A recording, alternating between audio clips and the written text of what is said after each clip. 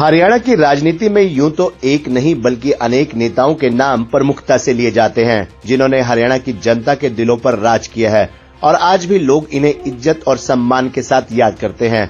उनमें चाहे जननायक चौधरी देवीलाल का नाम हो या फिर चौधरी भजनलाल का, चौधरी बंसीलाल का या फिर राव बीरेंद्र सिंह का, ये नाम हरियाणा की राजनीति में आज भी अपना वजूद कायम किए हुए हैं। कारण इन नेताओं की अगली पीढ़ियों का भी हरियाणा की राजनीति में अपना प्रभुत्व बरकरार रखना।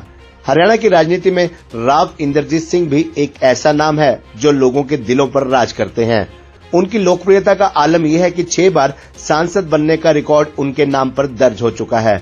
वे स्पष्टवादी नेता है, शायद इसलिए उन्होंने बीते दिन जहां जीत के बाद कार्यकर्ताओं का आभार प्रकट किया, वहीं स्पष्ट शब्दों में ये भी कहा कि अभी से विधानसभा चुनाव की तैयारी करनी है। हो सकता है कि समय से पहले हरियाणा में विधानसभा चुनाव हो। खुद की बेटी आरती राव को लेकर भी उन्होंने स्पष्ट तौर पर कहा कि आरती राव को इस बार चुनाव जरूर लड़वाएंगे। उन्होंने चुनाव परिणाम आने के बाद कहा कि अब सामने आएगा कि प्रदेश का अगला मुख्यमंत्री कौन होगा। 5 साल में जो हिस्सा दक्षिणी हरियाणा को होना चाहिए अभी तक नजर नहीं आया है। अगर मेरे समर्पित कार्यकर्ता नहीं होते तो जीत भी नहीं मिलती। इसके लिए उन्होंने सभी कार्यकर्ताओं का दिल से आभार भी जताया था। आपको बता दें कि महेंद्रगढ़ लोकसभा पर एक छत्र राज्य कर रहे उनके पिता स्वर्गीय राव बीरेंद्र सिंह ने वर्ष 1998 में उन्हें अपनी जगह लोकसभा का प्रत्याशी बनाया था। राव पहले ही चुनाव में जीतकर संसद की चौखट पर पहुंच गए और देश की 12वीं लोकसभा के सदस्य बने। यहां से उनका देश की सबसे बड़ी पंचायत में पहुंचने का सिलसिला आरंभ हुआ था। हालांकि अगले ही चुनाव यानी साल 1999 के चुनाव में उन्हें हार का सामना करना पड़ा, लेकिन अगले चुनाव यानी साल 2004 के चुनाव में उन्होंने अपने प्रतिद्वंदियों से अपनी हार का बदला चुकता कर लिया।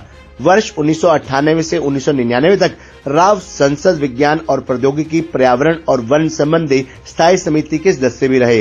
वर्ष 2004 में वह फिर महेंद्रगढ़ से 14वीं लोकसभा के लिए निर्वाचित हुए। मई 2004 में उन्हें केंद्रीय विदेश राज्य मंत्री बनाया गया। 2006 तक वे इस जिम्मेदारी को निभाते रहे। फरवरी 2006 से 2009 तक राव केंद्रीय रक्षा उत्पादन राज्य मंत्री रहे।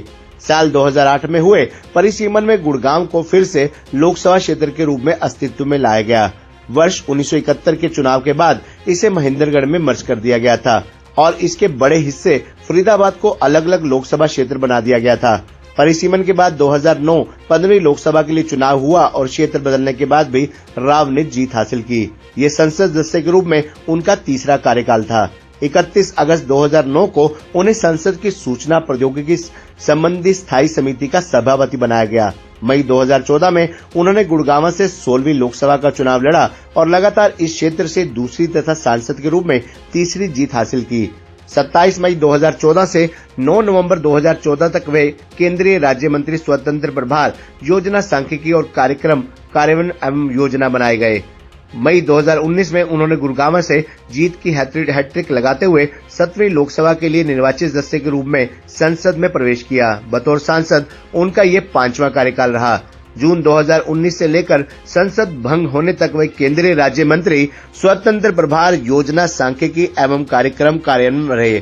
साल 2024 में उन्होंने नया रिकॉर्ड कायम करते हुए भाजपा के टिकट पर न केवल जीत की हैट्रिक लगाई है बल्कि कांग्रेस को लगातार 3 चुनावों से हार का स्वाद भी चखाया है। राव इंद्रजीत सिंह ने ये साबित कर दिया कि वे जनता के दिलों पर राज करने वाले राजनेता हैं।